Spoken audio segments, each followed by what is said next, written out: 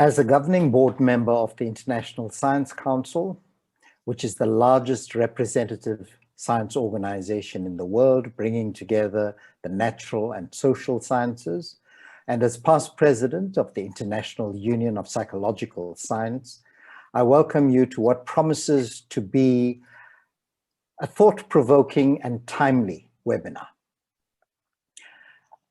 The behavioral and other contradictions that this deadly pandemic has laid bare in how we treat of and think, behave, are critical in how we not only mediate the devastating effects of the pandemic, but also how we hopefully reshape our fragile world to become better than the one we leave behind and are currently in. I now invite Craig Calhoun, a renowned sociologist, to facilitate this important webinar.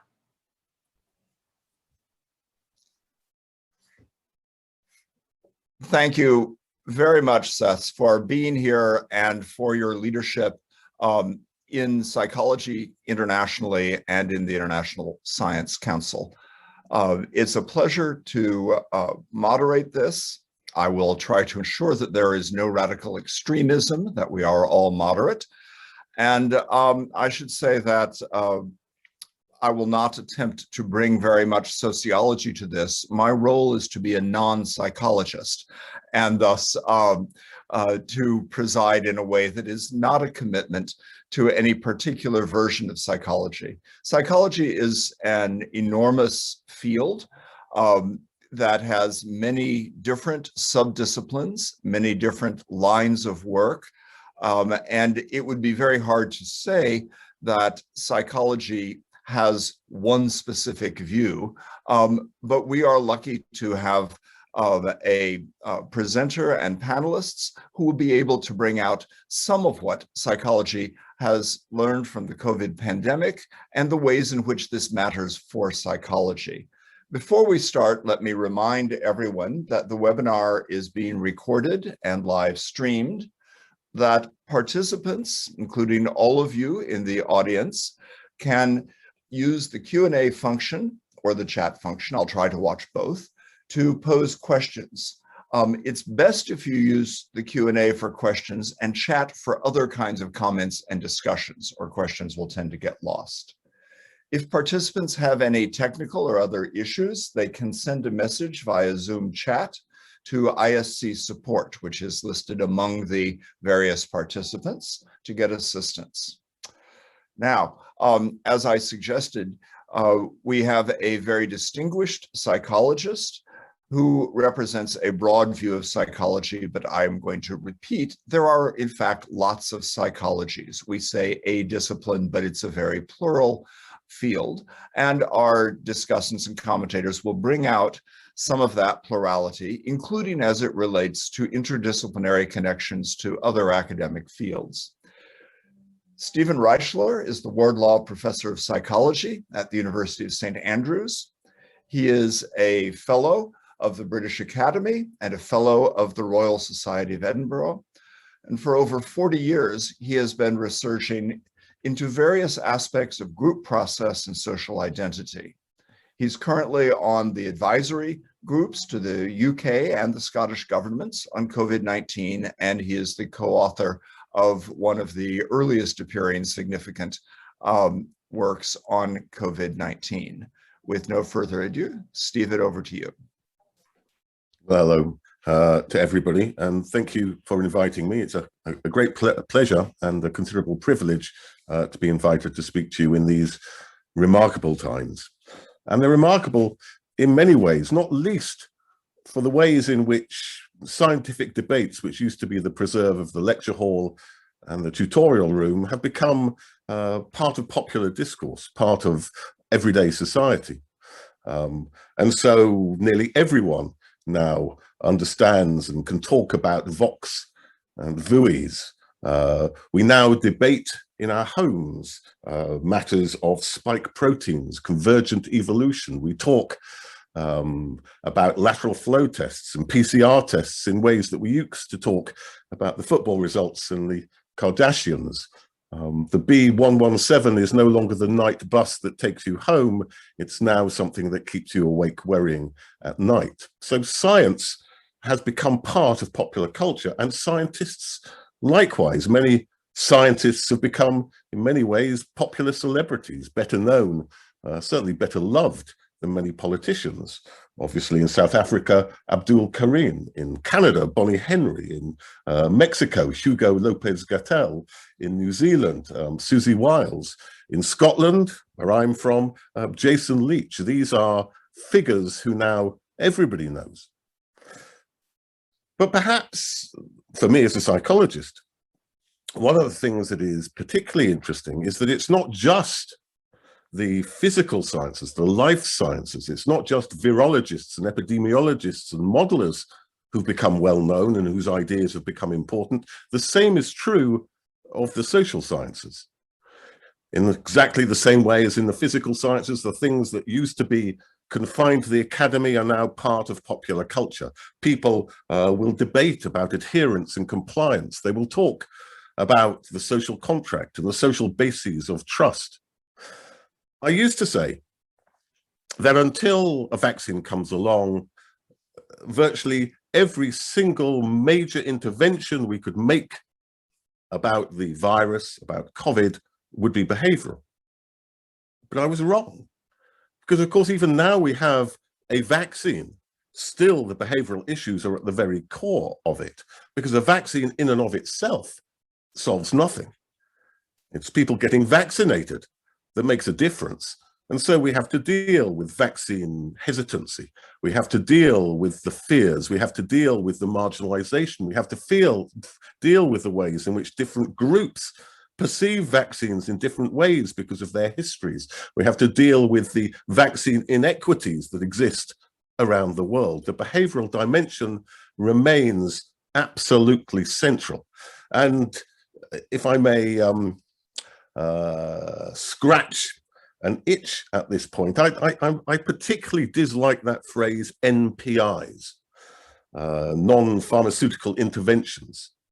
It's slightly less offensive than the term non-white, but it still marks as given the pharmaceutical to which the behavioral is other and therefore secondary in some way or another. And in no way are the behavioral interventions secondary to the pharmaceutical interventions. And if people talk about NPIs, I suggest we retaliate by talking about NBIs, non-behavioral interventions. The point here is that the two go together. It's a partnership that's absolutely critical. And one of the pleasures, there have been few pleasures in the last year, but one of the pleasures has been to sit on committees, on advisory boards with the life scientists, to say, with the virologists, the public health experts, the mathematicians, the modelers, and act together as a community in which we all learn and respect from each other. So, as I say, there's a remarkable opportunity, I think, in society, and I hope we will sustain it, for people to understand and engage with science in general, both life science and behavioral science. But what I want to do today is to suggest that not only has the pandemic changed the position of science in society and changed the position specifically of behavioral sciences, psychology in society, I want to suggest it has also led us to rethink the dominant models of the human subject, to rethink the nature of psychology, certainly that operates within the policy sphere, that operates within governments. And I want to contrast two views, one which has been very popular, probably dominant in many governments, which is about the individual as a fragile rationalist, and contrast that with the notion of collective resilience, which I think is one of the most startling and positive features of the whole pandemic.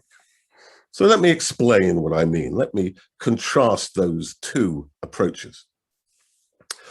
The notion of the fragile rationalist starts on the premise that the human cognitive apparatus is limited, And to have a limited cognitive capacity in a complex world, we have to simplify, we have to distort to get by, that these distortions are necessary, but nonetheless, they are distortions. So human beings destroy information. They take information, they distort it. We're not particularly good with complexity.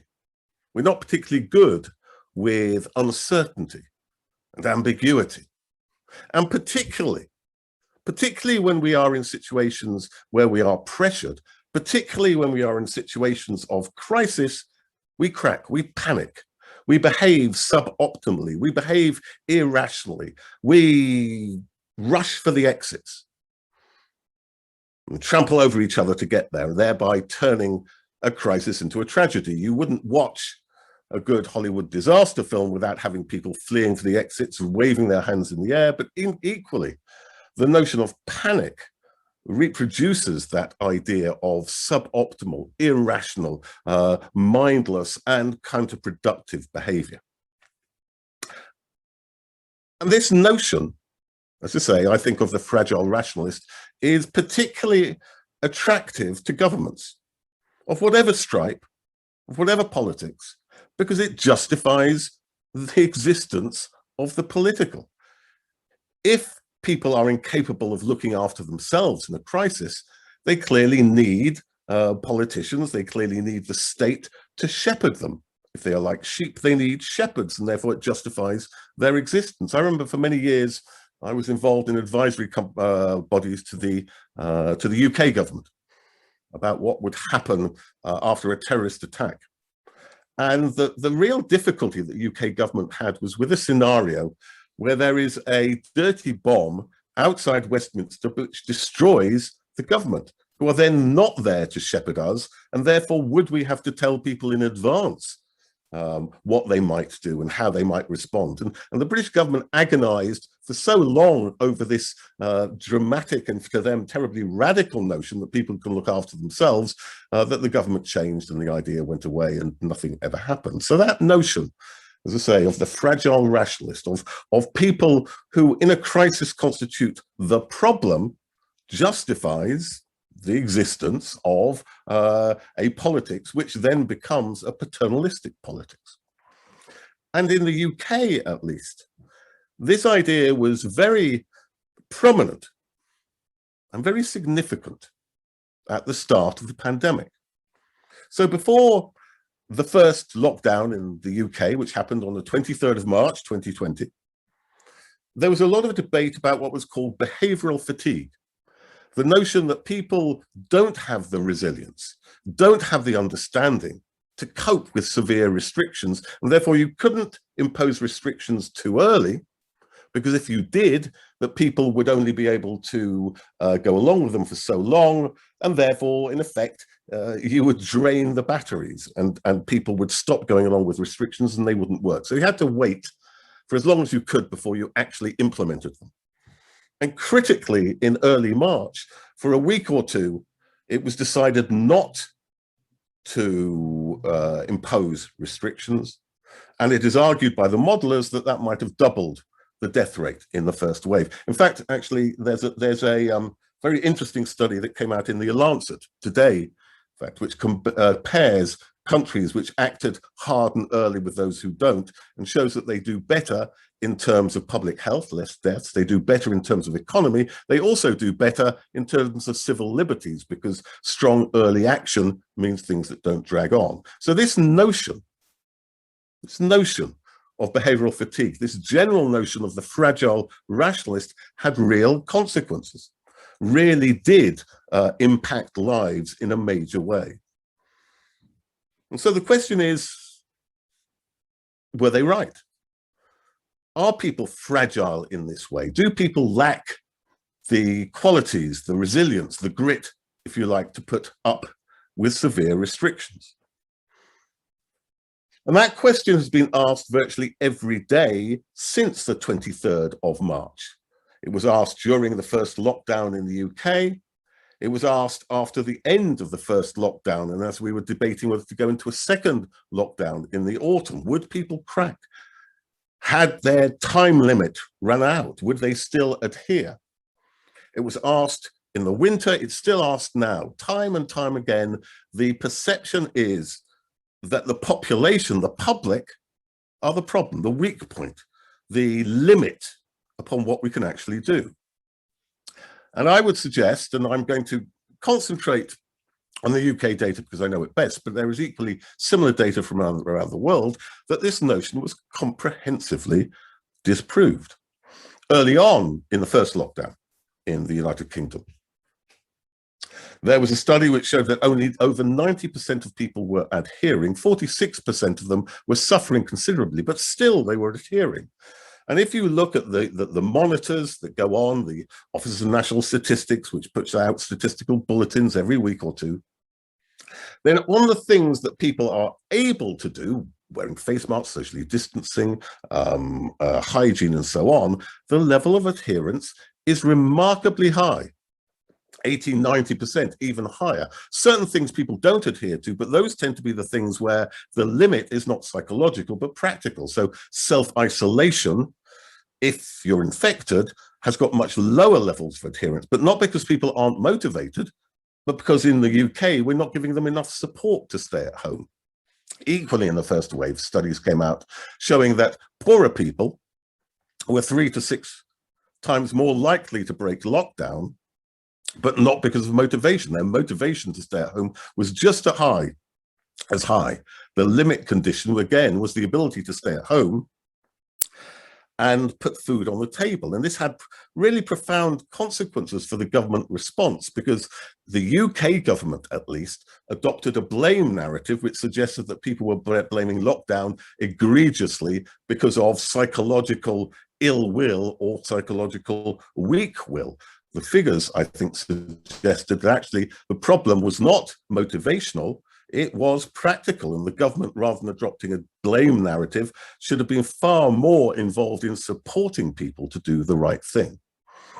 So in the UK, but not just around the UK, these notions of the public lacking the psychological grit, of being fragile, were confounded in many ways. In many ways, the public was not the problem in the pandemic. And in fact, viewing them as the problem actually alienated the public from government, undermined the relationship between the two, and undermined the trust that existed. So why is this? Why didn't we find what was expected in terms of psychological weakness, perhaps even panic? Now, in some ways, what happened didn't come as a surprise to those who study crises and emergencies, because despite the image of panic, despite the assumption of panic, panic is actually very hard to find. Most emergencies, people don't trample over others to get to the exits. Quite the opposite. What you tend to find is that people stay with others. They won't leave others behind. They will go at the pace of the slowest in their group. That people support each other characteristically, put their lives at risk characteristically. And if people die, often they die because they are supporting others. They are staying behind to look after others. That's true of some of the most significant disasters of our time. 9/11, of course, is iconic. And we all remember those remarkable pictures of firefighters running into the Twin Towers to save people just before the Twin Towers come down. Remarkable behavior. And in no way would I question the bravery, the remarkable behavior, but at the same time, did it help? Because what they found was not that people were panicking and helpless and needing the state to look after them. People were self-organizing. They were helping each other. They were guiding each other down the stairs, and potentially the firefighters got in the way more than actually helped. Again, in the UK, we had our 9/11 on a smaller scale, because we're only Britain, we're not the United States, but we had our bombings of the 7th of July, 2005.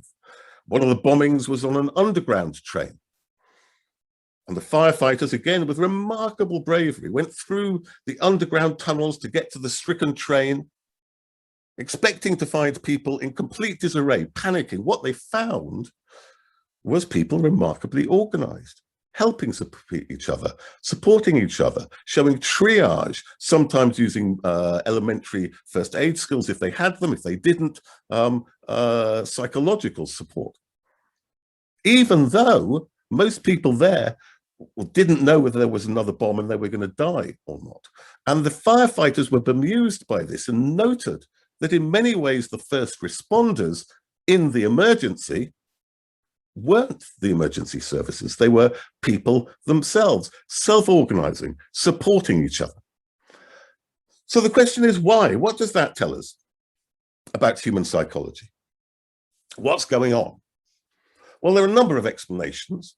The first explanation of these types of behavior were evolutionary explanations. People look after kin, and indeed they do. But they don't just look after kin. So the second explanation was much more interactional, based on interpersonal bonds. People look after friends and acquaintances who they know. And indeed, people look after kin, and they look after friends, and they look after acquaintances. But that's not all who they look after. People look after complete strangers. People sacrifice themselves to complete strangers. So why is that? And the work, some of which I've done, some of which my colleague, John Drury, the University of Sussex has done, and many others have done now, suggests that what happens in an emergency is an emergent sense of shared identity. That because there is common fate, common experience, we face common dangers, we begin to think of ourselves in terms of the collective rather than the individual, in communal rather than individualistic terms. We think in terms of we rather than I.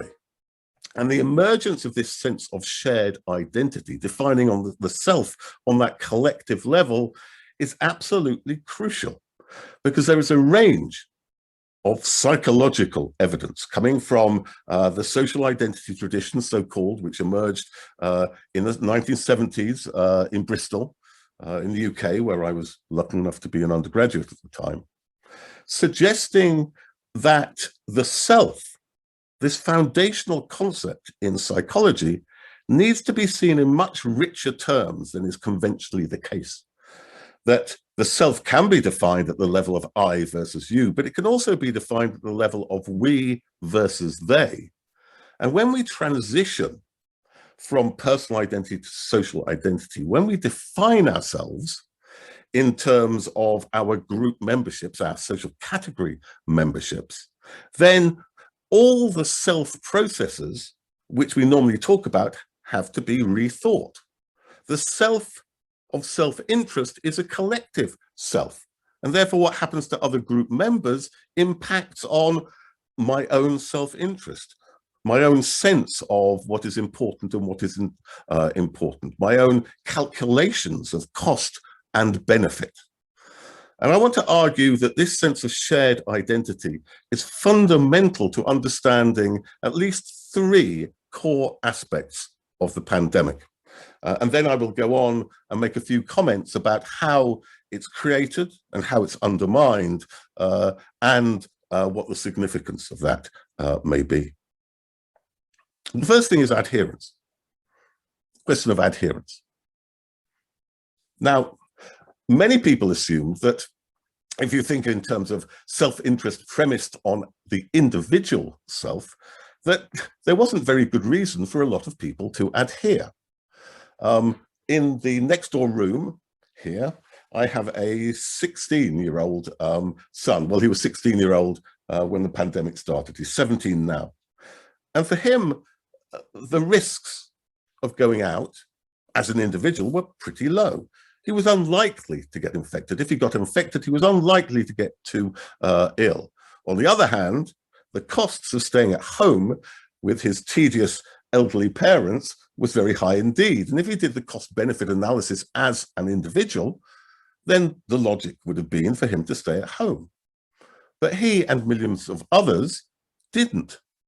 What they did is they thought about the collective self, and they thought about the cost to the community if they go out. And once you think about the collective self, then the calculation changes fundamentally. If you go out, you endanger, you may even kill some of the most vulnerable in your community.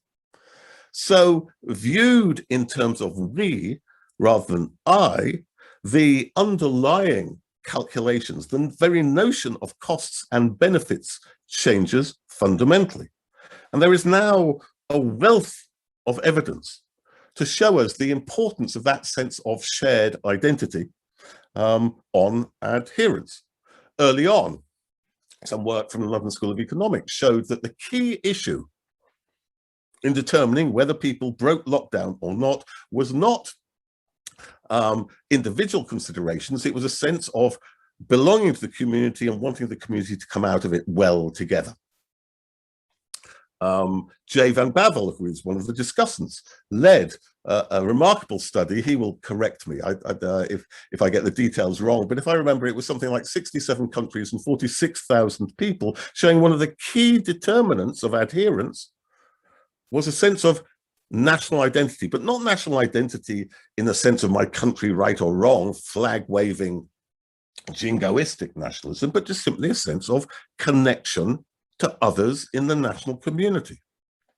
And there are a number of other studies which show exactly the same thing. A recent study showing that leadership, which creates a sense of community, is critical and explains levels of adherence in different countries.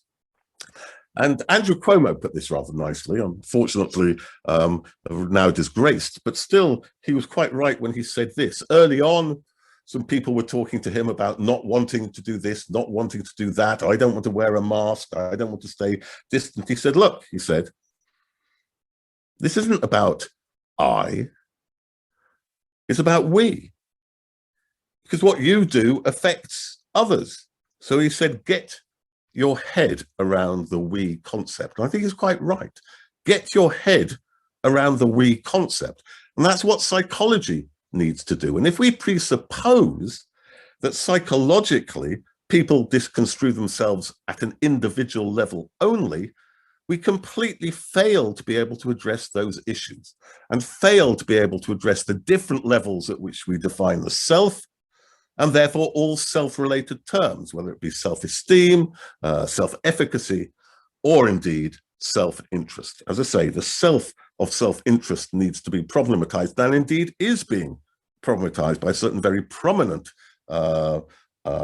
economists, such as George Akerlof and his work on identity economics. What counts as a good is in relationship to the way in which the self is defined. So that's the first dimension, adherence.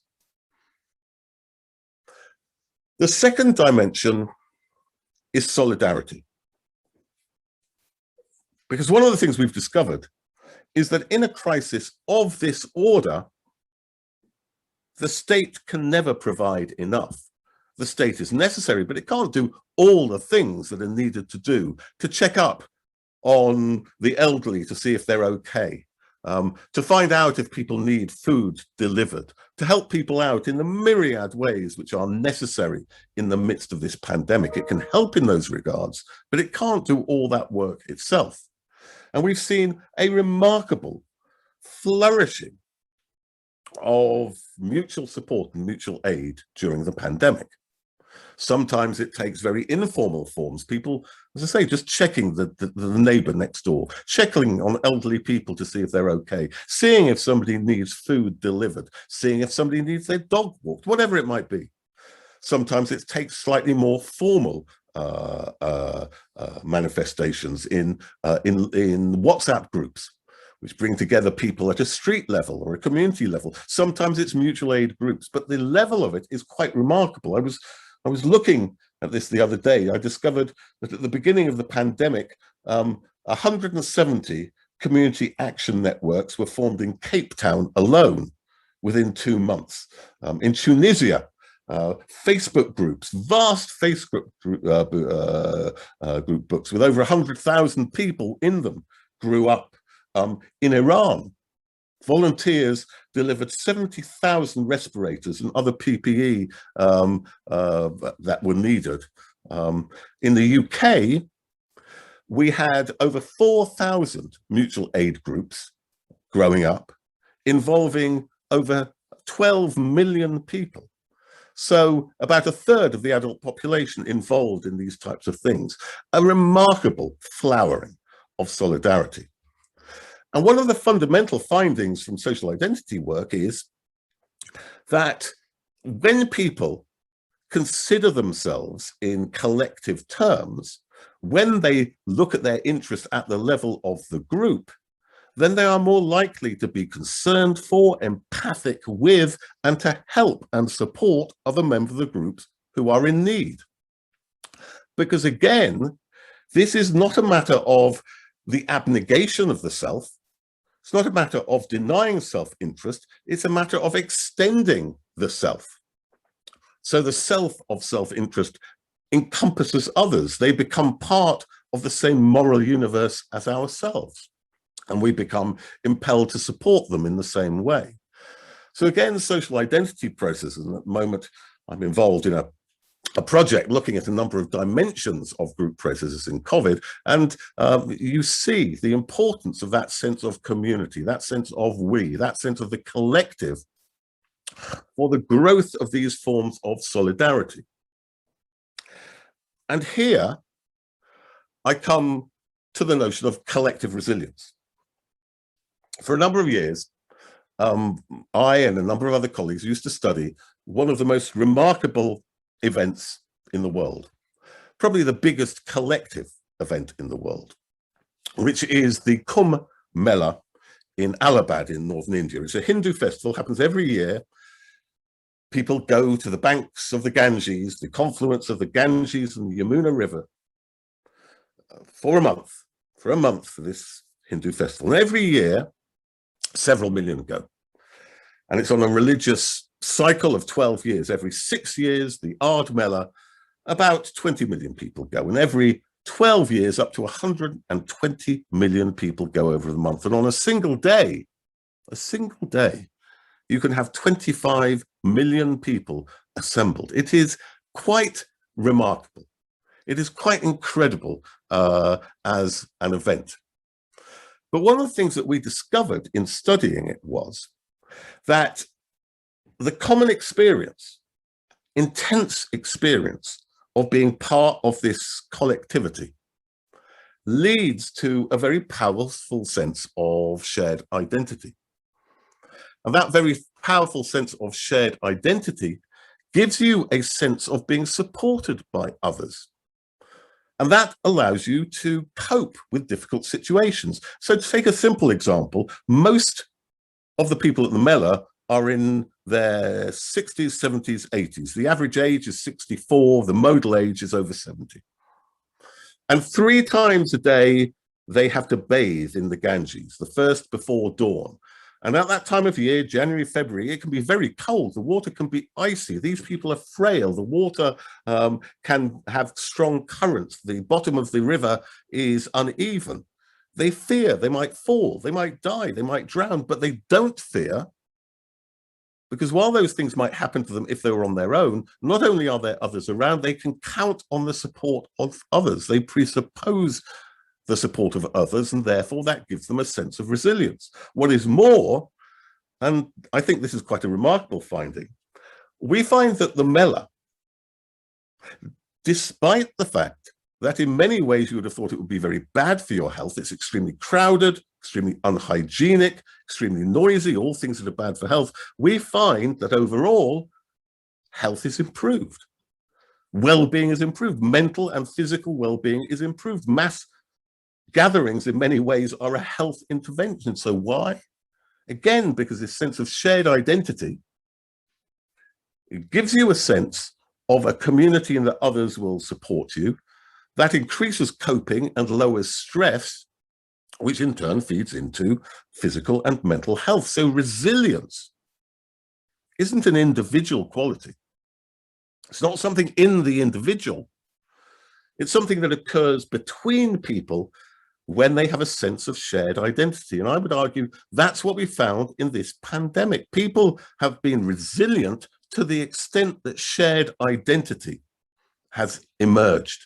That's what has given them their resilience, not as individuals. As individuals, you can't explain this phenomenon. It is to be explained by understanding the collective nature of selfhood, or at least when that collective understanding of selfhood emerges.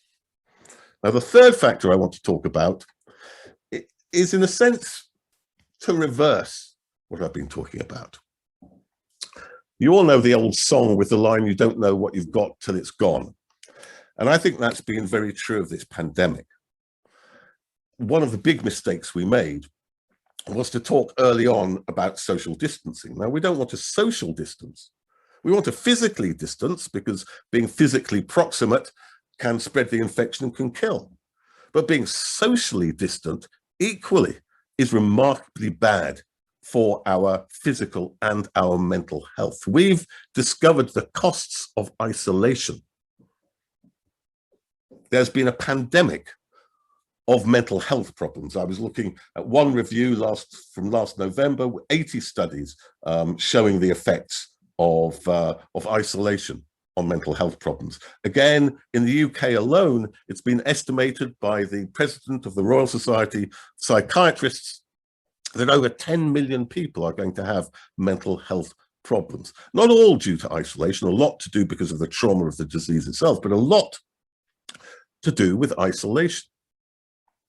And one of the things that we discover is a sense of groupness is a prophylactic against that sense of isolation. There is some wonderful work under the title The Social Cure, led by a group in Queensland, Kath Haslam, Yolanda Yetten, Alex Haslam, Tegan Chris, which shows that seeing yourself as a member of a social group, being connected, not simply at the level of interpersonal bonds, as a lot of the social capital work suggests, but simply conceptualizing yourself as a member of a group is a really powerful prophylactic against physical and mental ill health.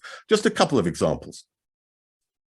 If when you retire, you lose 2 social group memberships, occupational group membership, perhaps a club that you had through work, you have a 16% chance of dying within the next 2 years. If, however, you join 2 new groups, you join a walking club, a painting club, whatever it might be, your chances of dying within the next 2 years are 0.5%. If at 70, you are a member of several social groups, you, on average, you have the cognitive capacities of a 60-year-old. If you belong to no social groups, you have the cognitive capacities of an 80-year-old. So the group we discover is very much a prophylactic against ill health, that the collective is good for us. It allows us to adhere to the things that keep us safe. It gives us the resilience to be able to live with those restrictions. It protects us psychologically.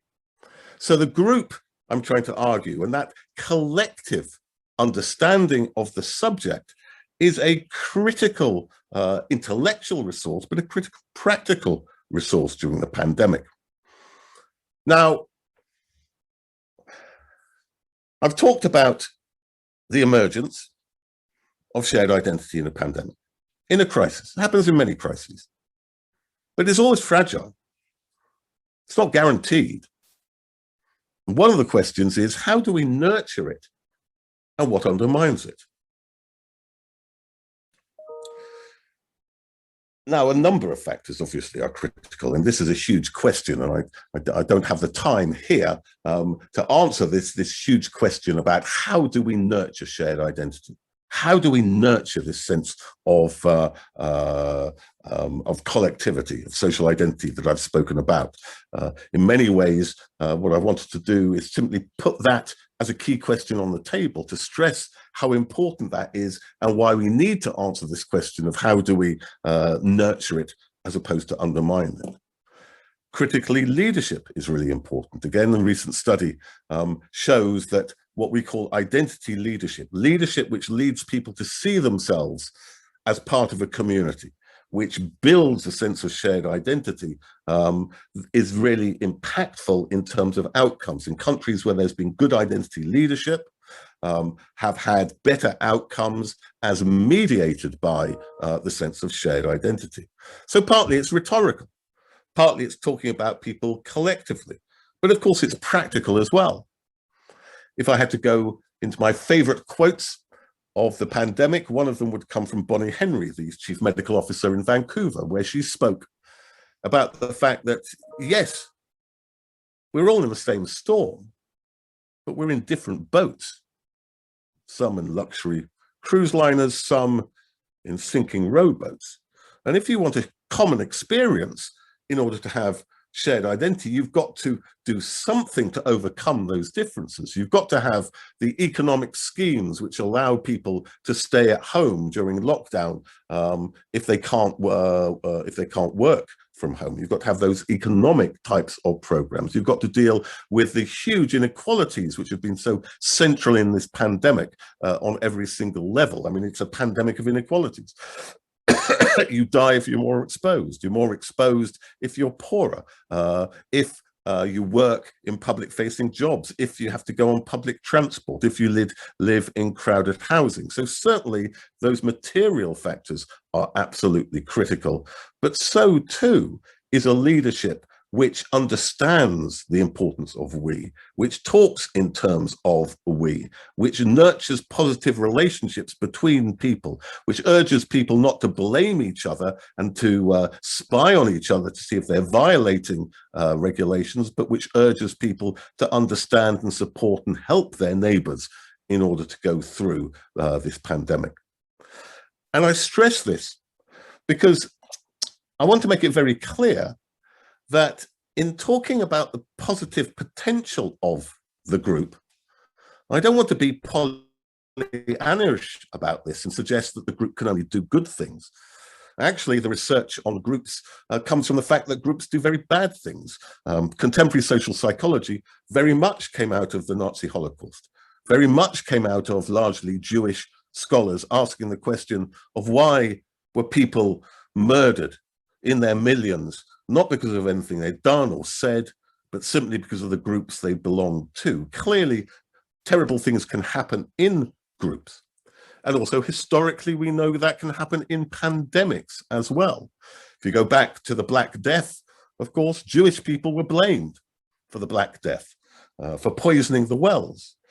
Huge levels of anti-Semitism during the Black Death, over 2,000 Jewish communities destroyed on St. Valentine's Day, February the 14th, 1349 in Strasbourg, 2,000 Jewish people burnt to death.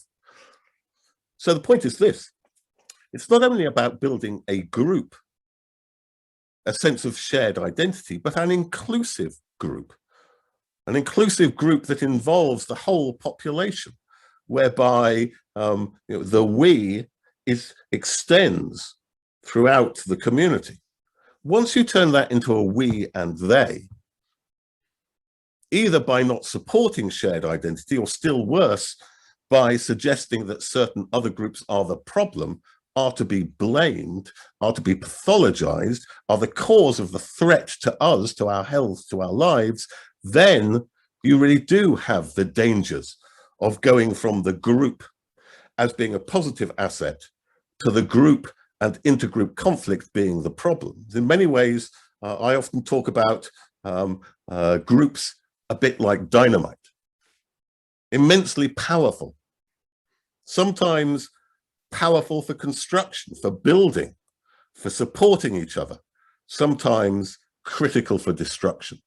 So we need, and I just want to finish with this, we need, I think, to move away from this individualistic notion of the fragile rationalist, to understand the critical issue of how we develop a sense of shared identity, of how we transform what happens between us, because it is between us that we will deal with the pandemic, but also to be aware that these processes that we're dealing with, these processes that have such power to bring people together, to empower them, to make them resilient, also have the potential to divide, to cause conflict, even to cause death between groups. And so understanding the power of groups and understanding the underlying processes of social identity and how to build it and not to break it down, to me, become absolutely key questions for our society as well as for our psychology. And I will finish with that. Stephen, thank you very much. That was a truly wonderful and rich talk that lived up not only to the charge to explore psychology, but to explore the significance of psychological issues, and at the same time, to give us some new perspective on some of this. Let me just draw out a couple of things that Stephen emphasized as we turn this to the respondents. One is simply the complexity of human beings and the how much that complexity results from being embedded in culture and social relations, though not only that, and the problems and misperceptions created by simplistic notions of fragile individual rationalists and perhaps other simplistic notions. The importance of groupness and community and collective identity as psychological variables, but embedded in larger structures. These are crucial to resilience, Stephen showed. They're emergent sometimes, but they're also ongoing in various ways and potentially subject to nurture and steering. And I think this is a question that Stephen opens to the panel and discussions. How can and should that be done? Very briefly, he mentioned, and I want to underscore, the importance of what we might think of as infrastructures, that all of this takes place in context. He mentioned things like housing, but the ways in which community is shaped by the material conditions for community as well. The importance of leadership, and he kindly, given what we've often heard in public discourse recently, didn't say politics, but I think the significance of the ways in which politics can either shape and nurture or get in the way of resilience, producing polarization and that we-they identity that he talked about, and the importance of shaping the power of groups, which can be deployed in different ways. In all of this, I think Stephen made clear the terrific contributions psychology makes on its own, but also as an important participant in interdisciplinary science, social science, biomedical science, life sciences, interdisciplinary science of various different domains, and in policy and public discourse. So this really shows psychology, like the human self, to be embedded in a variety of different relationships and contexts, and enabled to contribute to our collective lives through all of this. Now we have three discussants, and I'm going to introduce them all at the beginning and then proceed to call on each of them. And then there will be a chance for Stephen to answer briefly, for audience questions, and for a final bit of discussion from Stephen and the panelists. Let me encourage the audience to use the Q&A function to give us questions. The first discussant is Rivka Wiehausen, who is the managing director of the University of Strasbourg Institute for Advanced Study. She is at once a psychologist and an economist, and I think to some extent an intellectual historian and an observer of these fields as well. And she has written significantly on psychological factors in the economy, including ideas like mental capital. And she has pursued a variety of engagements in broader societal and public contexts, as well as in academic research. Shanaz Sufla, our second discussant, is associate professor in the Institute for Social and Health Sciences, the University of South Africa. Shahnaz's research interests draw from the intersections of decolonial African community and peace psychologies. I think here exemplifying some of the kinds of embeddedness of psychology in different social contexts that we were just talking about. This is shaped by liberatory philosophies and epistemologies, as well as by scientific research. And she has done a great deal of this with a focus on health and well-being interventions in the context of structural and epistemic violence, participatory engagement, and Africa-centered approaches to research, knowledge production, and training. She is also the president-elect of the Psychological Society of South Africa.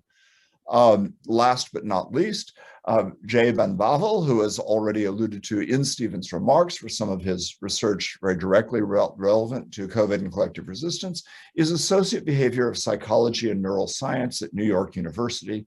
He is the director of the Social Identity and Morality Lab and the author of The Power of Us, Harnessing Our Shared Identities to Improve Performance, Increase Cooperation, and Promote Social Harmony.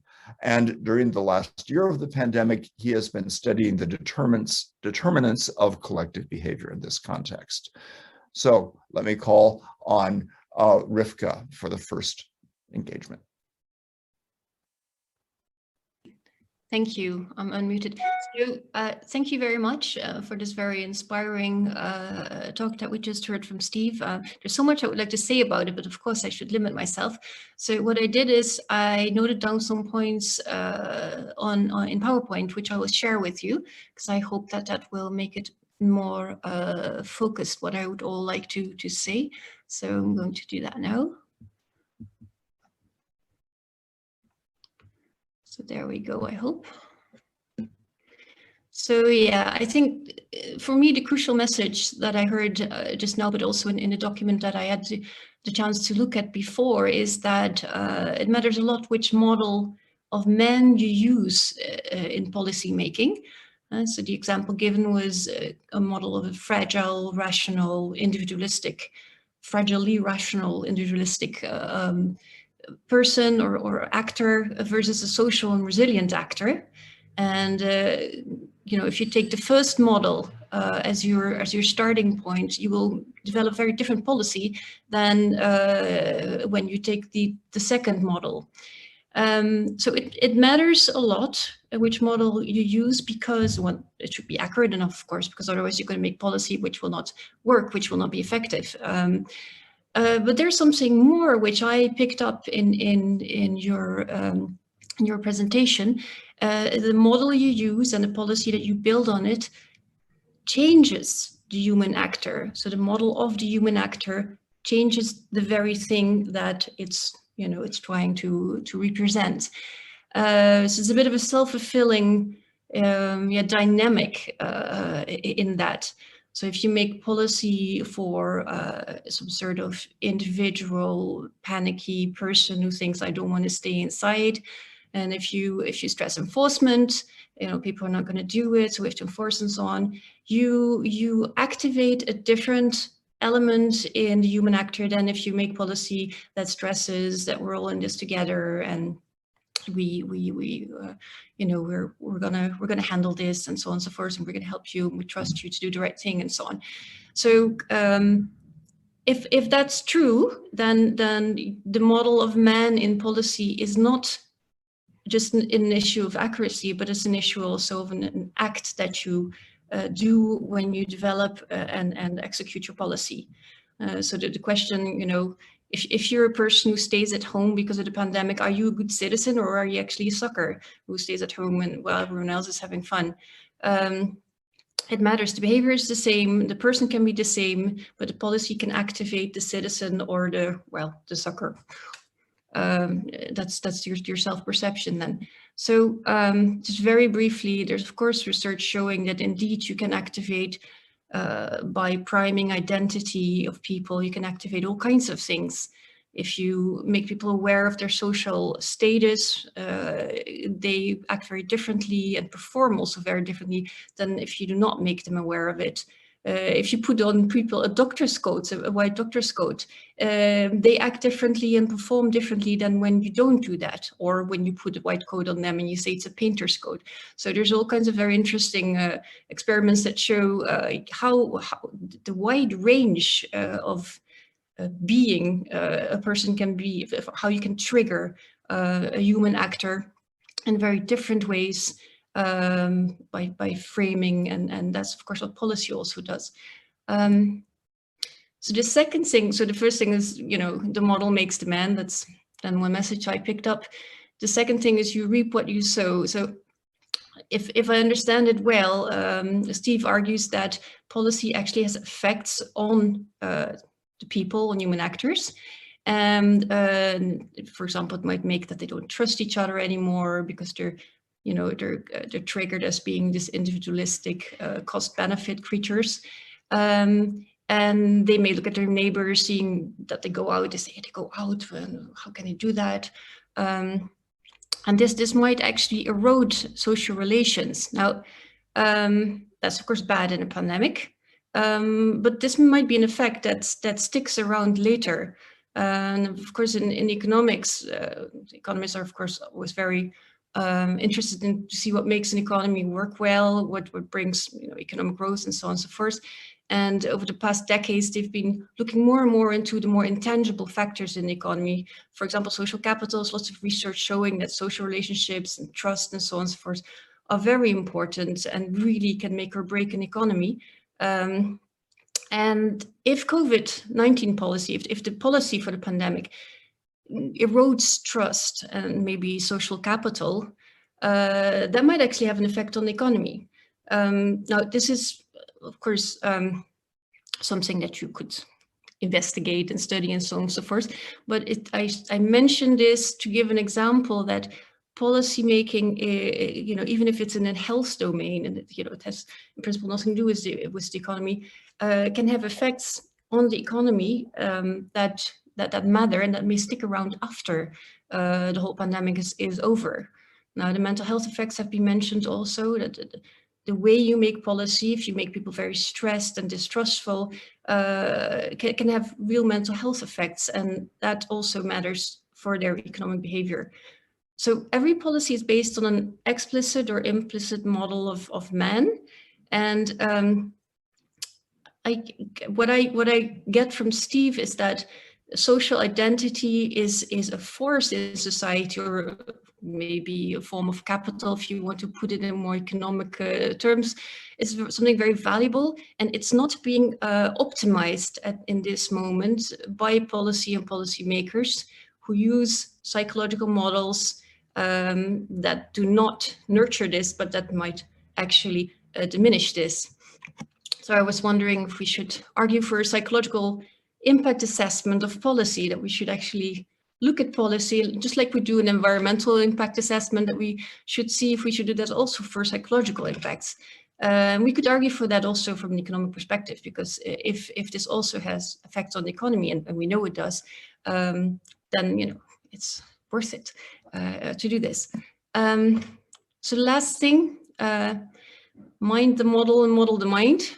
Now, in economics, and I'm involved in a number of discussions, in economics, there's a great concern about the quality and the validity of the models. So economists, of course, are aware that their models were not great in predicting crisis and all kinds of things. Oh, sorry, can you go away, please?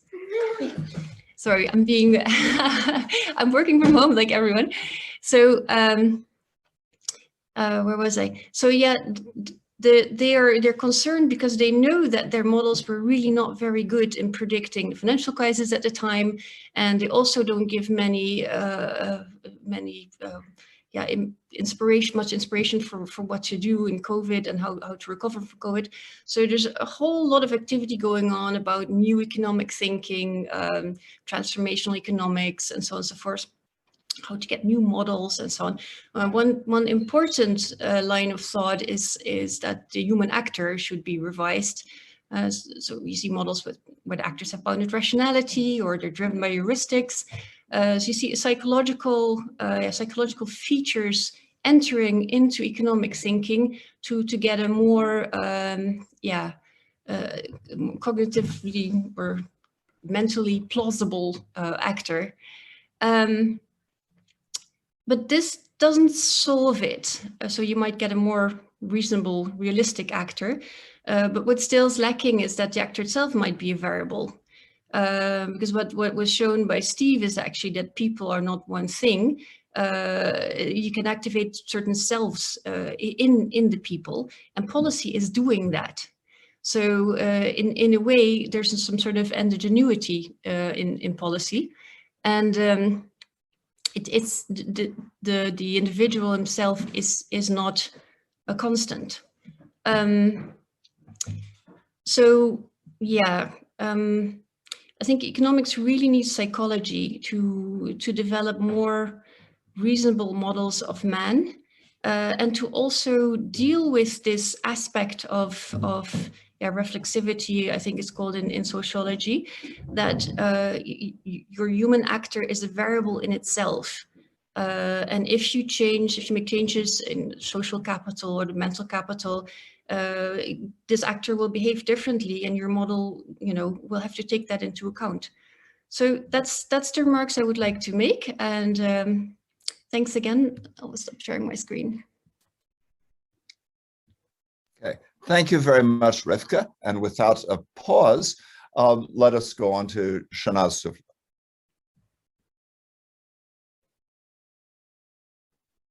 Shahnaz? Yes, can you hear me? Yes, thank you, thank you. Thank you so much to the International Science Council and of course the International Union of Psychological Science for the invitation to serve as discussant to your address, Professor Reicher. Let me begin with an acknowledgement of those who have been affected in all kinds of ways from COVID, and certainly those who have passed from COVID. Professor Reicher, I thought that your articulation of the two psychologies of the pandemic offers us a really incisive analysis of how individual and collective psychologies come to be constructed, come to be contested, how they bend and they move in times of crisis, and how, as you pointed out, statist and social discourses contribute to the production of individual blame and responsibility. And we've certainly seen so much of this across contexts. And what shared identity and shared reality may look like in service of survival. And in so doing, then you have, for me, raised really, really critical questions about the psychosocial and psychopolitical considerations in makings and the enactments of psychologies in context of human catastrophe. And of course, by implication, psychology's epistemic contributions, applications, engagements beyond its own borders at this time of crisis, at this time of ongoing structural injustices and disaster capitalism. So thank you very much for your excellent contribution. And in the spirit of plurality, as Professor Calhoun noted, I want to offer my response from the locus of my praxis as a community psychologist located in South Africa. And so my response is really to engage with your address from a parallel and hopefully converging vantage point as a way to stretch our insights and our responses to the pandemic. And I really, really want to reference here the politics of suffering and the politics of care as possibly one way, my way, of thinking about some of what you have shared. Most immediately, what comes to mind, Mr. George Floyd's last words, "I can't breathe," which embodies very powerfully a discursive representation of the interlocking oppressions that have rendered certain lives disposable, more disposable than others, less worthy of the claim to resources to support health and safety and human flourishing. And then a piece published by Arundhati Roy yesterday, in which she refers to this epic catastrophe in India as an outright crime against humanity. She writes that the system has not collapsed, the system barely existed. And in Africa, like elsewhere in other parts of the world, where coloniality, which is what endures past colonialism, forecloses choices and forecloses liberties. For so many, as we know, the question, and you said this, the question is not about whether one lives or dies. It's about whether you will die from the virus or from starvation or from police brutality. This, for me, is the psychology of oppression, which sits beside the psychology of liberation. And since, as we know, the pandemic is more than a biomedical crisis, these are critical psychologies with which I see other psychologies of the pandemic interacting, conversation to be had within our discipline. And so as a counterpoint to the narrow and more individualized notions of suffering that tend to see the historical and the social and the material bracketed off, the question for us all is, how may we draw from such perspectives and the intersections between these, as you say, to broaden our understandings and our responses, but in the context of compound suffering at this time. I turn to what you said about the psychology of community resilience, precisely because in this crisis, we must trouble the concept of resilience to the extent that it places the emphasis on individuals or on individual responsibility for suffering and for care. I like your framing of the capacities of the collective as a resource and as a source of critical support, and of course as a counter to the discourse of the so-called ignorant or unknowing other. And this emphasis on the collective immediately, for me, and I'm sure for you, Sats, brings to mind the African notion of Ubuntu, meaning a person is a person through other persons, a philosophy that talks to the idea of being in relation, the we consciousness and the joint action that you talked about. And certainly, in our respective contexts, we have seen extraordinary expressions of care and solidarity inspired by Ubuntu. And as you said, but what when Ubuntu or collective resilience is not harnessed and not buttressed by systemic support and by structural change, so that the already burdened are left more burdened. So when the news headline here screams very dramatically that Ubuntu will save South Africa from COVID-19, it is understandably met with deep anger by especially those who have lived in catastrophe long before the pandemic.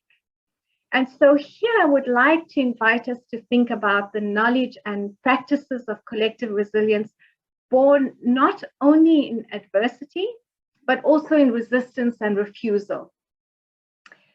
So nuanced forms of what may be a kind of rehumanizing defiance that at face value may look like mere non-adherence possibly, but that may in fact be towards the kinds of things we are talking about, survival and dignity and agency and the radical hope and the material justice and gender justice and social justice, and certainly a call for a humanizing ethics in state and other responses to COVID.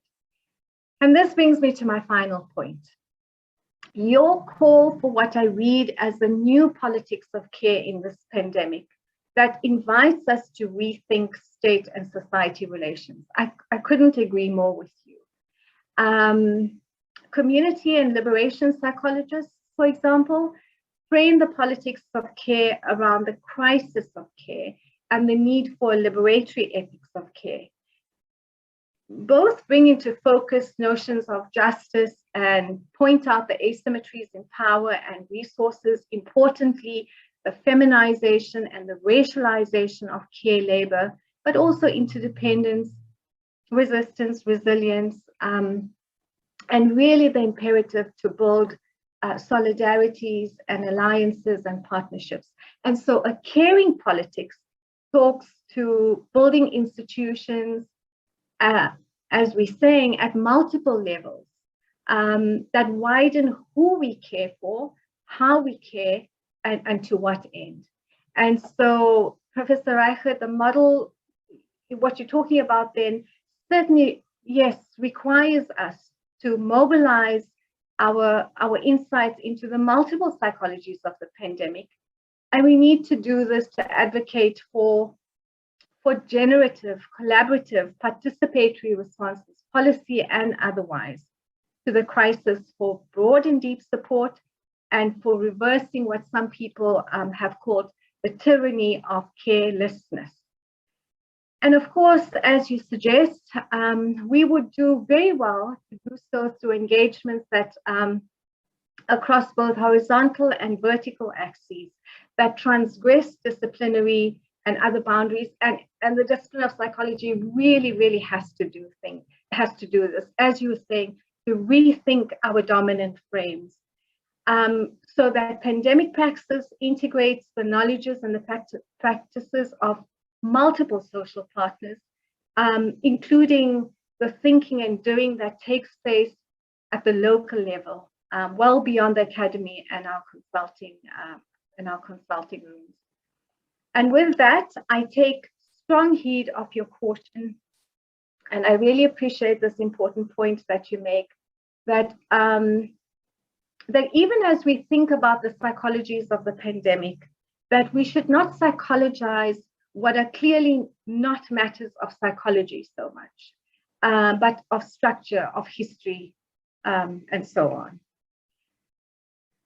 To conclude, if we are to agree with what Arundhati Roy said in a different piece, that the pandemic is a portal, and if we are to think about the pandemic and its psychologies alongside humanizing and liberatory ethics and economies of care, then certainly, Professor Reichert, your contribution today offers us a most necessary set of ethical, psychosocial, and psychopolitical challenges. And I thank you for this.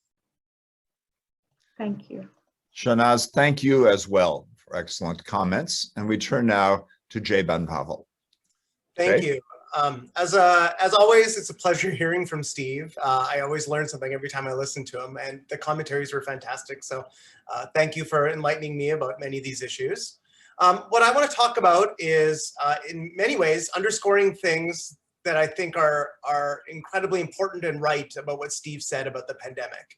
At the top of his talk, he talked about the need for elevating our understanding of behavioral science, and specifically the work that we do on collective behavior, or the we as opposed to the I.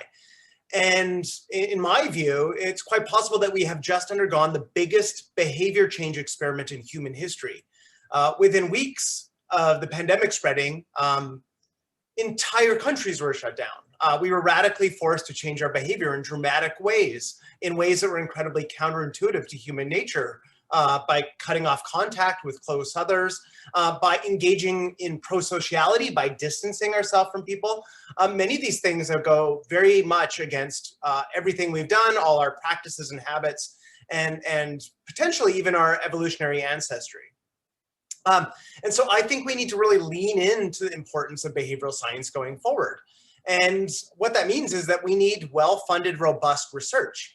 In the same way that we support research on vaccines, and right now we're starting to see the incredible payoff of that, we need to support that same type of work, like similar to large clinical trials on behavioral interventions, to understand how we can mobilize collective behavior. I saw some of the questions in the chat room. How can we do this? We have clues and hints and a large literature, but we don't have the type of scalable solutions that we have, for example, in clinical trials of vaccines. And so we need a crisis science for collective action. And just to put it in context, where I am in the US, the country here spent over $12 billion on vaccine development, but we're now already starting to hit a wall of vaccine hesitancy. and the number of jabs we're giving each week, each day has started to decrease, in part because we're hitting this wall of people who are reluctant or resistant or don't trust it. And we have spent virtually nothing on this issue. And so the continuation of the pandemic, not only in this country, but other countries, hinges critically on getting the behavioral science right and laying the foundations. And I think this is money well spent, not just in the current pandemic, but this week, scientists develop a new vaccine that seems to be, I believe, 77% of effective for malaria, which kills hundreds of thousands of people a year around the world. And so having a science deal at the rigorous type of science analogous to the work that we do for the development of vaccines on behavioral science around vaccine hesitancy would pay off in terms of tens of thousands, if not more, of lives. And we need to lay the foundations in advance of the next crisis. Because when a crisis hits, as we found out with this current pandemic, we didn't have time to run a ton of studies on the current pandemic. Political actors, countries, politicians, agencies, and institutions had to act almost instantaneously with very minimal knowledge, a lot of uncertainty, and mobilize collective action. And so they were able to do it somewhat through policies, but as we're discussing today, there are holes in our understanding or how economic policy interacts with behavioral science. And so I think that's where Steve's talk underscores some really critical insights about what we've learned and what we need to know more about. The first one is, again, this interaction between economics or political policy and psychology and behavioral science. So if we're going to understand what promotes collective resilience, it's critical to understand, are people getting the economic support they need? If so, then you create the conditions for resilience to flourish. Or as we heard in the last commentary, thinking about economic inequality and oppression are critical barriers to collective resilience and abidance by public health guidelines. And so if we don't take these economic factors and policy factors in interaction with psychology and behavioral science, we're going to have an impoverished understanding of what we can do to get people to engage in the right type of behaviors. And so that's going to require interdisciplinary work and understanding things at multiple levels of analysis. The other thing I want to underscore here is that the way that the government, and especially I think many outlets in the media, have done misrepresents collective behavior. As Steve mentioned, there is very high support for most of these public health guidelines. The reasons why people are not abiding by it are often due to the lack of support they get, holes or problems with specific policies. But what happens when we present people with endless news stories about people who are breaking the guidelines, or I remember last summer there were endless images in the media of people at beaches. It turns out that beaches are incredibly safe because the primary mechanism of transmission of COVID is aerosol. And so a lot of the ways that they were presenting behavior as violating guidelines or willfully ignoring them in cases where they had no choice, but they needed to work, or where it was actually a safe environment as opposed to being indoors in a small place in a large crowd, has given the creation of false norms about adherence and creates an illusion about why people do or do not adhere, and whether they're doing so in alignment with public health guidelines. And there's research on social norms, which is that people look towards norms to determine how to behave. And if the media is presenting an image of people who are violating the guidelines, even if that's incredibly rare, it's likely to nudge them to violate the guidelines themselves. And this is, there was a recent article, a headline this week in the New York Times about how 8%, many people, millions of people are not going and getting their second shot of their vaccine. In reality, it was 8%. 92% were following through and getting their second vaccine. So that is incredibly successful, but the way it was framed in the most prominent media outlet in the country was through non-compliance. And so it creates perceptions in readers that people might be resistant or hesitant to get their second shot. And so it's a misperception that creates a false norm. And then the last thing I want to talk about is leadership. And so again, in Steve's talk, he underscored the importance of leadership, and he drew on this large literature of identity leadership. I want to say that and this is what I've been studying as well about in many countries around the world, looking at how national identification can predict adherence. And it turns out it's a very strong predictor in pretty much every country around the world that we've studied. We have data from 67 nations. But there are places where identity leadership fails. And I am sitting in one in New York City right now, where one of the big problems in the lack of the collective resilience in the US was due to a failure of leadership. So under the previous president, Donald Trump, in a polarized environment politically, rallied people in a way that led members of his party to continually resist pretty much every element of the pandemic. So the data from the first wave suggested that Republicans didn't take the pandemic as seriously, and study after study found this. I have run a massive study on this myself, looking at how people move around the country. We found that in parts of the country that were more Republican, were less likely to engage in spatial distancing. And this was over and above economic factors, race, ethnicity, population density. And there's other research suggesting that Republicans were less likely to wear masks when those were the public health recommendation. And some of them saw that as a signal of their identity, of their loyalty to the president, to not wear a mask when they were being recommended to wear one. And now we're seeing it with vaccine hesitancy. The single biggest predictor in this country of vaccine hesitancy is identification with the Republican Party. And so you see a thread throughout every phase of the pandemic, throughout every mitigation strategy, that it's been carved up by political identity rather than a shared sense of purpose and national identity. And so that here has led to contributed, I think, significantly to over 500,000 people who've died due to COVID, just in this country alone. And what this all suggests is that managing social norms and understanding the political and social context are going to matter a great deal, not just for this pandemic, but for future crises. And then the final thing here is we've talked a lot about the benefits of a shared identity, a national identity. I want to say that it's also useful for us going forward to think about moving up even a further level of identity to a global identity.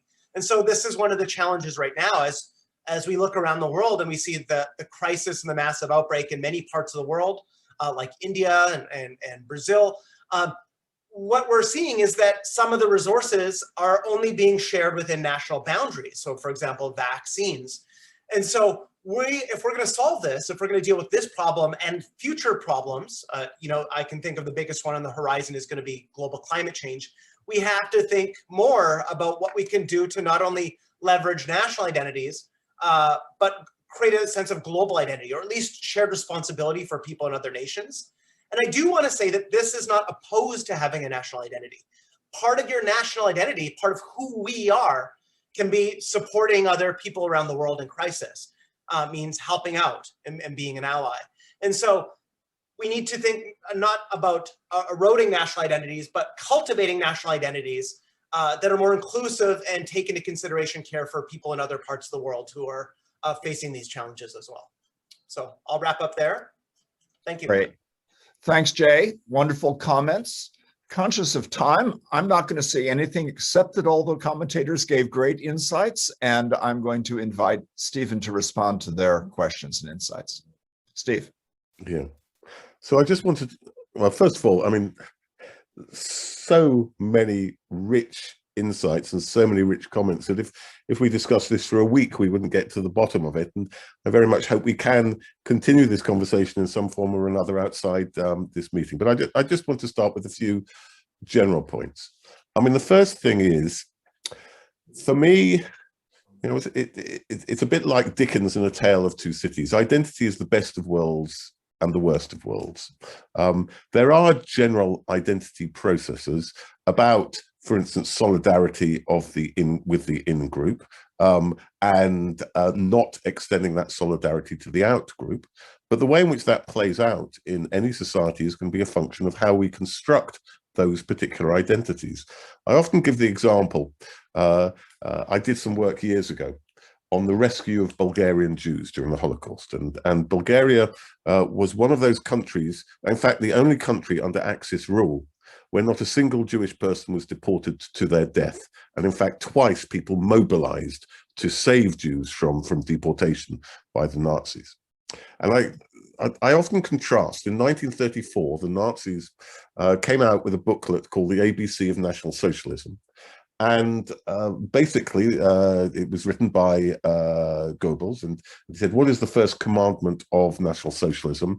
It is love thine ethnic comrade as thyself. So it's love for the in-group.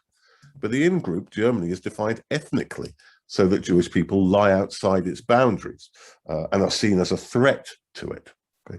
And when you look at the discourse in Bulgaria, you find again this discourse of we have to love Bulgarians, but there Jewish people are talked about as Bulgarians. In fact, they're hardly ever talked about as Jews. They're talked about as a national minority. And if they're talked about as Jews, it's to stress that they, they sing the same folk songs as us. They have the same folk heroes. They revere Slavyakov and Pencha and so on and so forth. So actually, it's the same process, but the content, the definition of the boundaries of the group and the norms of the group, because in the Bulgarian case, the norm is solidarity with those who are underprivileged.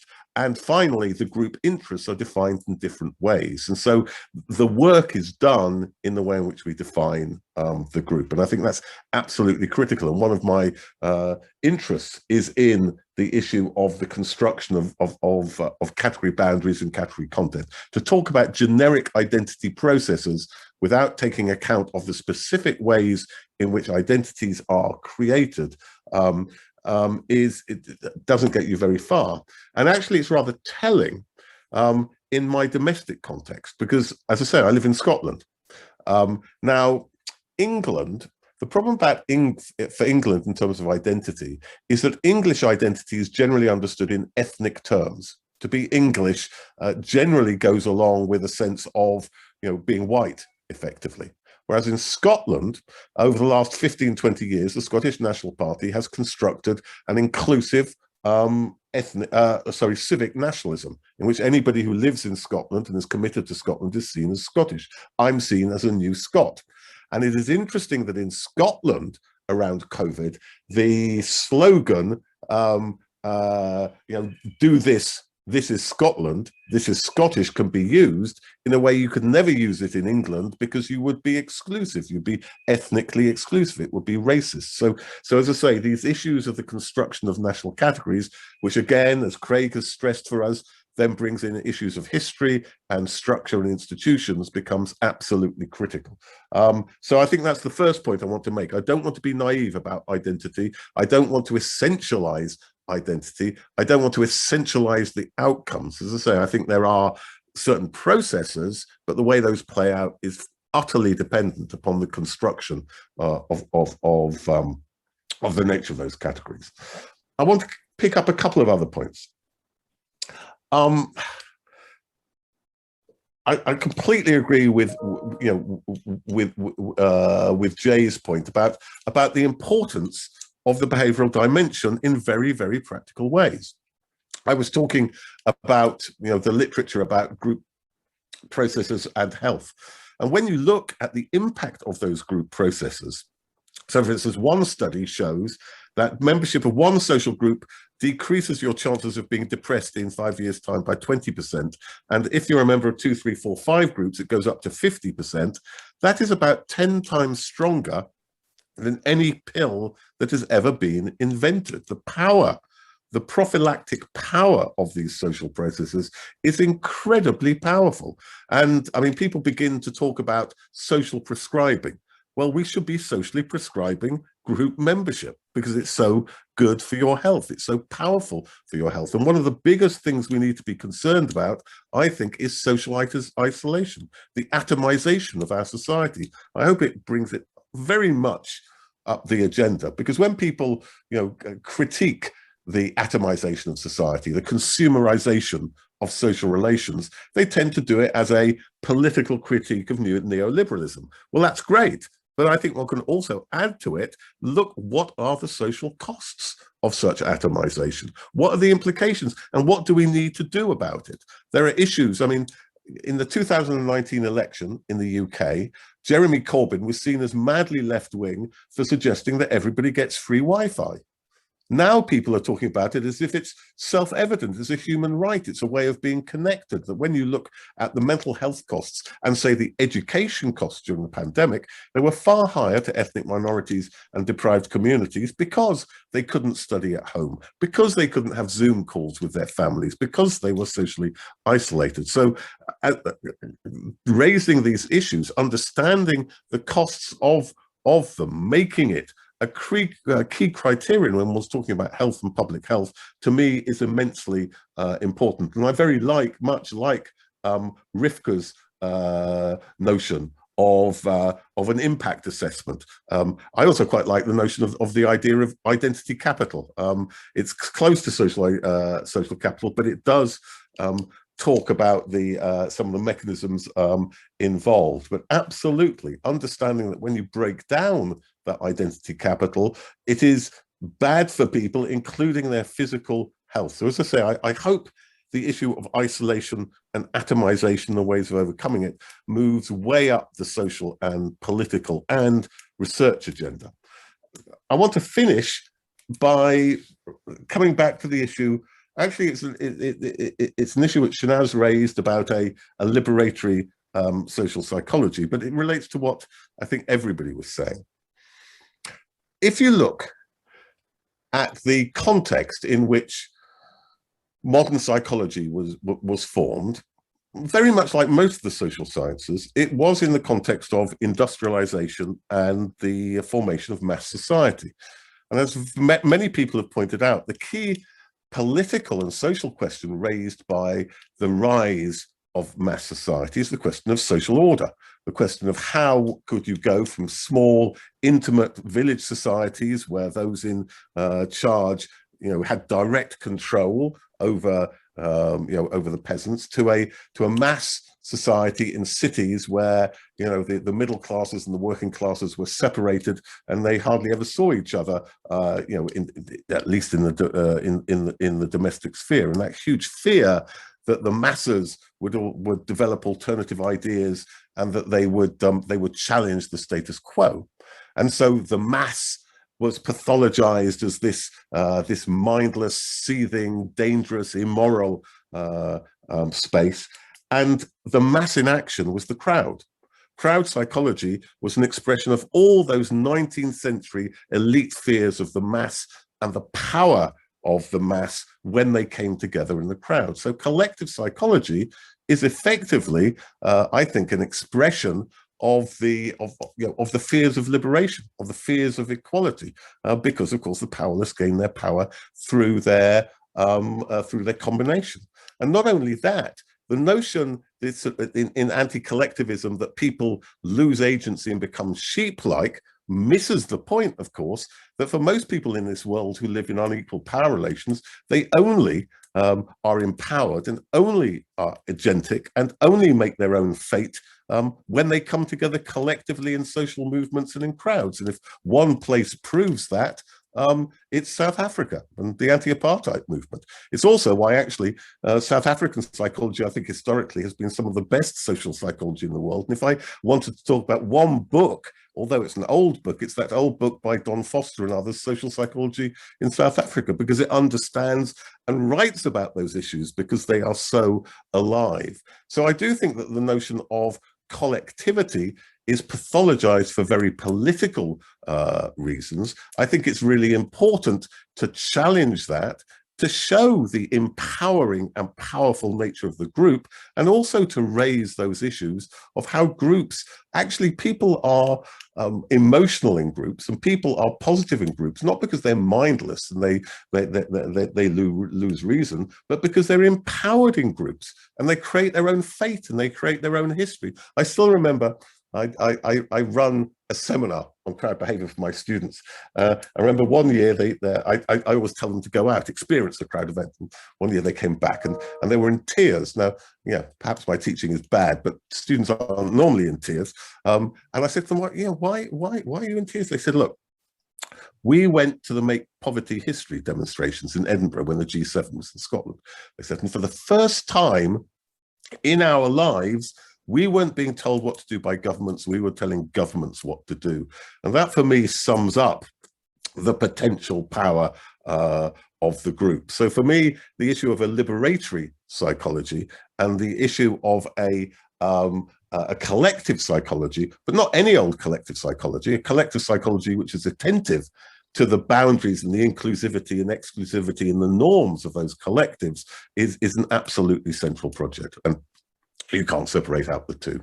There were many other wonderful points that I haven't had time to respond to, so I have written them down and I will be thinking about them over the coming days and weeks. So thank you very much. So thank you for engaging the really good questions from the three different colleagues on this. As you said, there's lots more to engage, and it's a terrific conversation. I now want to act as the mediator of bringing some of the wider audience into that conversation. We have many different very good questions, but I think we won't be able to deal with them all. So I'm going to pick, and I apologize to the people who asked other good questions. But the first is, can you bring gender more to the forefront of this discussion? Let me amplify slightly by saying we could add race and other things, but gender is a really important focus here. And it seems to me it comes in as a potential external categorization. We speak about women as objects of research, as an object of identification, self-understanding related to things you're talking about. But I think the question is partly, can it be a core dimension of understanding the variability of the self, the person, the actor, of the psychology itself, not just an attribute? I mean, you can answer that question at two levels. I mean, first of all, one of the core notions of the social identity approach is that we all have multiple social categories, and which social category is salient will be a function of context. And clearly, in many ways, the identities we hold in any given context are a statement about the organization of the social world. So there are contexts which are fundamentally gendered, and therefore gender identity is going to be to the fore. So in a way, talking about the social category is bound up with a statement about the representation of the organization of the social world. It's a positioning in a world which is organized along those lines. But then, I mean, many worlds are not necessarily primarily organized around gender, and so if I go into different contexts which are organized around different social categories, so my identity might change. And one of the claims, and I think there's plenty of data to suggest this, is that that the human subject is multiple, and we in different spaces we behave, we value things, we relate to people in fundamentally different ways. So certainly gender is a really important social category because so much of our world is structurally gendered. The second question, which is sometimes raised, is, are women more likely to see themselves in collective terms than men? And there, I think that's more of a fraught debate, because to my sense, you can have a collective identity which has got individualistic values, such that the more that you identify with that category, the more you behave in line with those values. And very early on, there was a study by one of the early and very important social identity theorists, Rupert Brown, in which he showed that sort of bakery delivery workers, when they acted in terms of their group identity, were much more individualistic and didn't see each other as homogenous. Now, that led to a big debate about whether social identity leads to homogeneity or not, but it missed the point that actually, this is if I can use the term, a sort of a petty bourgeois individualistic category which values particular things. So the collective identity was to stress those individualistic values more when they behaved in terms of that group identity. So I think we've got to draw a distinction between the group identity and the values and the forms of behavior which come about. And the paradox is, certain collective identities may lead us to valorize individualistic values more, and therefore behave in those particular ways.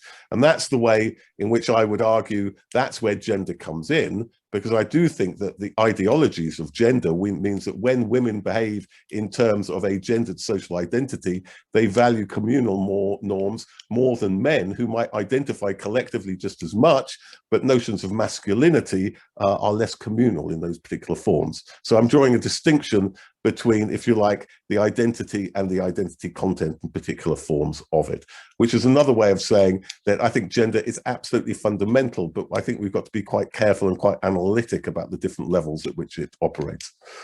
Okay. Thanks, Stephen. And speaking of identity, I failed to say that was a question from Sarah Moore about gender. Let me invite any of the other panelists who have additional comments they'd like to make on this issue of gender.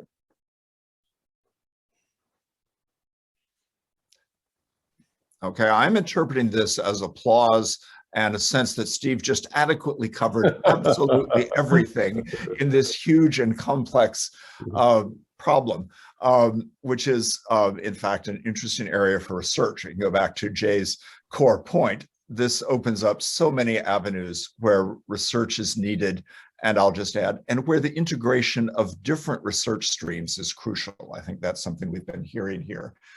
Let me ask another question that comes up. Will shared identity decline after the crisis? Maureen Severin draws from your presentation a sense that if there's something positive in the crisis, it is the extent to which it produced for many people strong identifications, social identifications, community and others. Are these going to decline as the severity of the crisis ebbs, or is there anything we can do about this? Well, I don't think these things are inevitable. And I mean, Jay was quite right to raise climate change. I mean, in Scotland, for instance, COP26 is meant to happen in November with 131 states of heads of state coming. Now, the issue of what we learned from the pandemic and how that feeds into the notion of climate change and what identities we build are absolutely critical. I mean, I tend to think as a social scientist that I dislike not predictions around particular relationships, but prophesying the future in many ways. And I think the paradox of prophesying the future is that the more you prophesy something is going to happen and make it inevitable, you more demobilize people from doing the things which are necessary to make it happen. And so it doesn't happen. So to my mind, the question is actually understanding more what the processes and what the factors are which lead to shared identity and using those to try and build upon it. I mean, I tend to think that these things are humanly made and therefore it's contingent and it's in our hands. Anyone of the other panelists wish to add on this? Yeah, I'll add one thing. There's research on this, that it's incredibly hard to make effective predictions.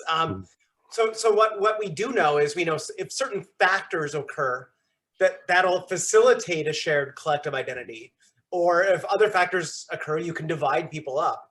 But we don't know what the key players, which is us, but also the media, political elites, leaders, are going to do after this. And clearly there's going to be some people who try to divide people for political and personal benefit, especially like authoritarian style leaders usually attempt to capitalize on chaos and inequality and the type of deprivation that happens after a situation like this. But it doesn't have, I think the key thing is it doesn't have to be that case.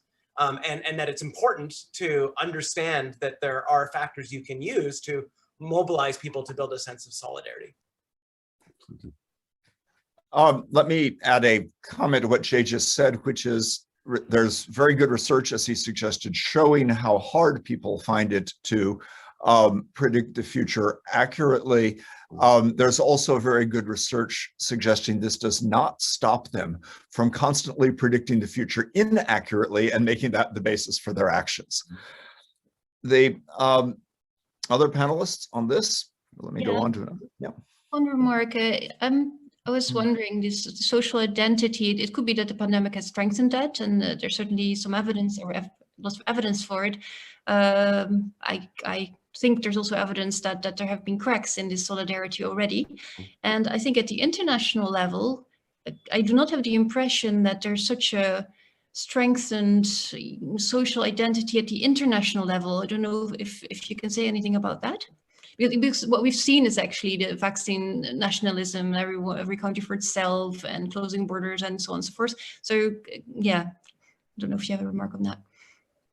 And we had other questions about this issue of well-endowed countries, poor countries, what kind of obligation, and it raises an issue of sort of the normativity that runs through the discussion alongside the science. You know, the what should we do questions become in many ways normative, and so both within countries and especially among countries, how do you see this issue of identity strengthening a response across these big categories like rich countries and poor countries? How do you see it getting in the way? Well, I mean, let me use just one example. I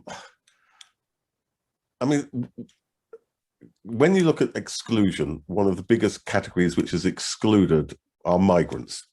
And I think in part, that's because the very definition of a migrant is as somebody who is other, not only to your nation, but to the system of nation states. They are people defined by movement in a system which is defined by place, right? So they're the quintessential other. As I say, they're not only out-group in the sense that they're from another group within a category system, they lie completely outside the category system. There was a brief moment in the UK, at least, and perhaps elsewhere, I don't know how this played around the world, when that changed. And it was about a photograph of a young boy, Alan Kurdi, who drowned coming to Greece. And the image was as a father gazing at his child. And it was heartbreaking. And it was heartbreaking because it positioned you as that father. Anybody who was a parent who could imagine what they would feel when seeing that, I mean, it was just indescribably powerful and poignant. But the point is, it didn't change our attitudes to migrants. It changed the category system. We stopped thinking of people in terms of migrants. For once, this child was a child. He had his humanity brought back, and the parent was a child as well. So I think there are a number of issues and ways of positioning. I mean, one way, as Jay said, is to think in terms of a broader human category, but one can also draw on other categories which bring us together. I mean, as I say, a category of a parent to a child, and so on. And I think there are certain categories and category systems which are very difficult to reconfigure. As I say, the whole notion of migrant, I think it is difficult to have positive relations to migrants because you always position them as out-group necessarily. And you can have a sense of, okay, we can be nice to out-groups, but they're still out-groups rather than reconfiguring the groups themselves. So I suppose my point is just simply, I think there are ways and means of doing it. And I think there might be creative ways and means of doing it, which might be more successful than simply trying to have a generic category of humanity. Because humanity, work on social representations, makes some really nice points about how we conceptualize and understand phenomena. And it talks about two concepts: anchoring, which is the way in which we understand the new in terms of the old, and concretization, turning an abstraction into something which is concrete and understood through images and metaphors and so on. As I say, for me, humanity is it's something of an abstraction, but something like being, a parent is built into all sorts of concrete forms of sensibility and images and the like. And perhaps we can build on those as well, because when I look at those pictures of India, and I read the Arundhati Roy piece this morning, and it is utterly heartbreaking. It also, of course, makes the point that this is a human-made tragedy, and like so many things, turning it into a thing of nature is a way of avoiding responsibility for it happening and doing things about it happening. But you relate to it. I find myself relating really concretely to it through those the particular experiences they were going through, which mapped onto my experience. So I think we can reconfigure the categories, but I think doing it in a way that makes it more concrete and allows us to relate to those experiences is something that we can build on. Good. Let me throw out a relationship of this, something you said in your talk, something that Rivka highlighted in the notion of actor being a more variable concept than it's sometimes taken as. And one of Jay's points about nationalism, which is that we can want to be better persons and try to make ourselves better. We can want our communities to be better and less exclusive, and we can imagine a better rather than a worse nationalism, a more solidaristic, less bellicose one, so that there's an issue running through this of the potential at every scale for human beings to be engaging in efforts of transformation of themselves in some degree. Yes, fair? I mean, I think that is fair. And just coming back to Jay's point, I mean, in England, nationalism, defining yourself more in terms of English or British, which are often interchangeable, is correlated with being anti-migrant, anti-immigration. In Scotland, it's the other way around. In Scotland, actually, the more that people define themselves as Scottish, the more they are pro-migrant. Now, you can explain that on various levels, but I do think, again, it comes down to the content and the meaning of those identities. It can't be done quickly. It's a long-term historical construction. In part, it comes about because the SNP, to win power, needed the votes of people like myself. So it began to reconfigure the meaning of nationhood. So it's not just, you know, an easy short-term psychological fix, but certainly I think the work can be done to reconfigure the meanings of national identities, to give them both to make them more inclusive in terms of boundaries and more pro-social in terms of norms. Let me pose a last question to the whole group, and then I will invite, there's just things that are important to say that haven't been said, give everyone a chance. The last question is something that runs, it's formulated very directly by Hadi al-Faqih, but it's also raised by others. How do we translate this analysis of what's going on into action to improve mental health?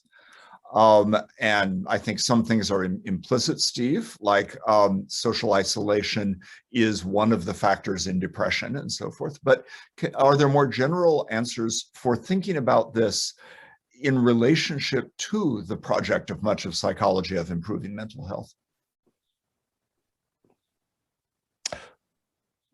There was a project last year by the Royal College of Psychiatrists in the UK, and it's called social scaffolding, and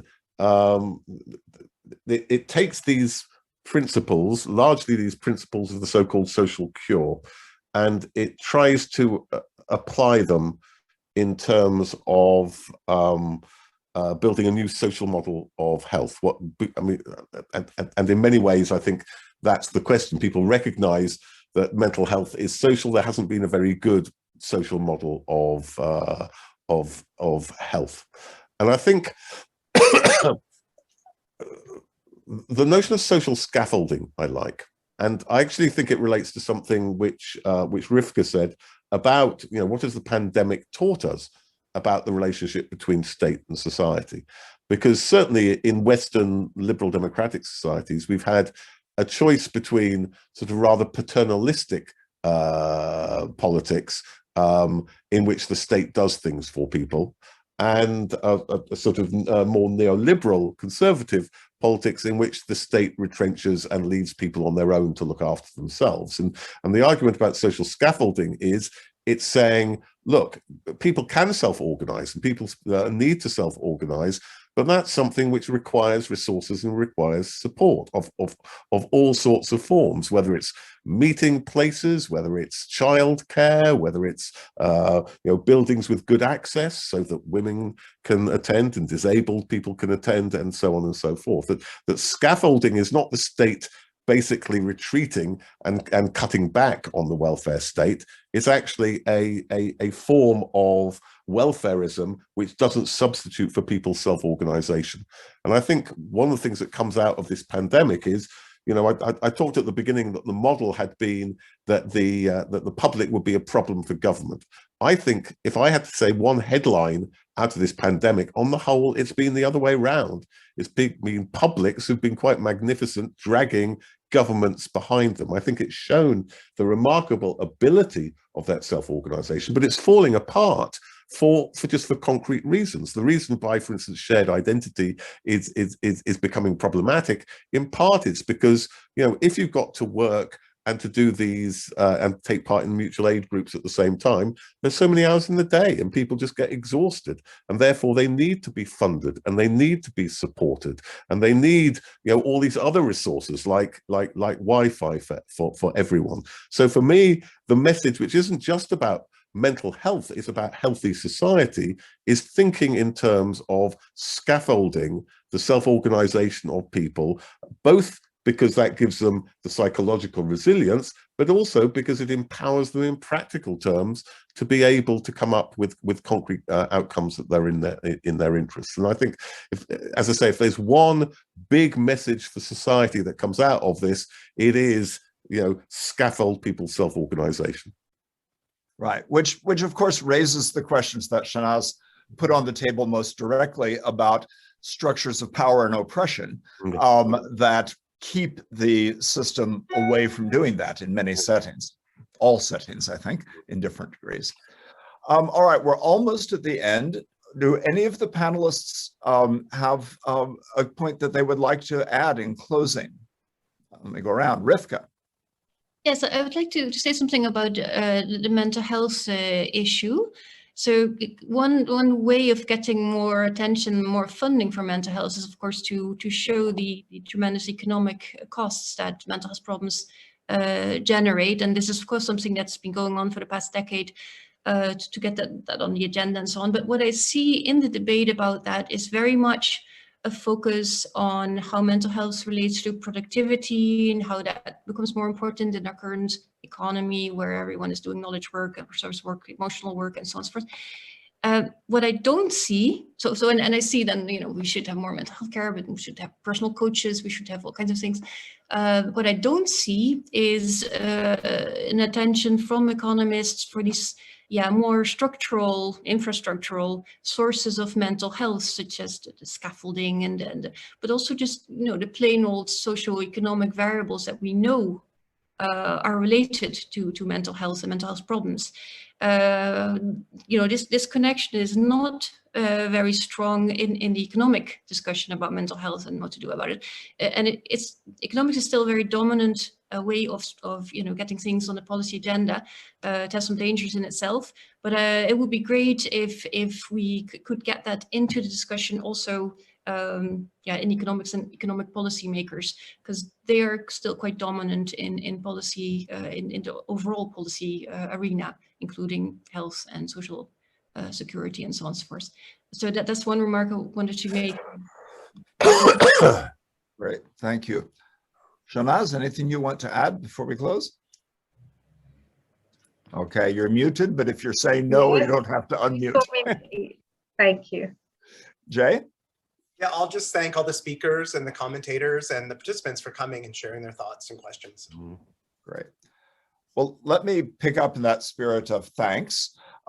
First, thanks to the ISC as an organization, and let me note about this, that this is part of a series that is foregrounding individual disciplines, but not in order to keep them individual, but in order to think about the way each contributes to interdisciplinary and broader dialogues and understanding, and to policy.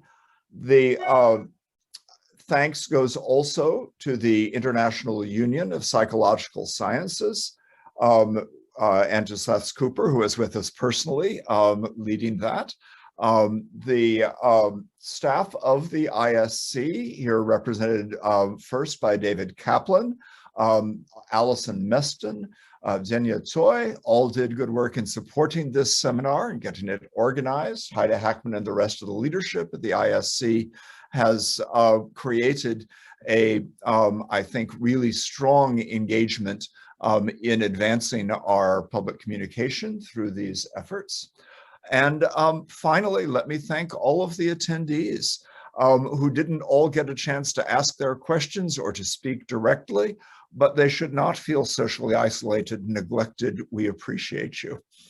And above all, Steve, thanks for a terrific talk.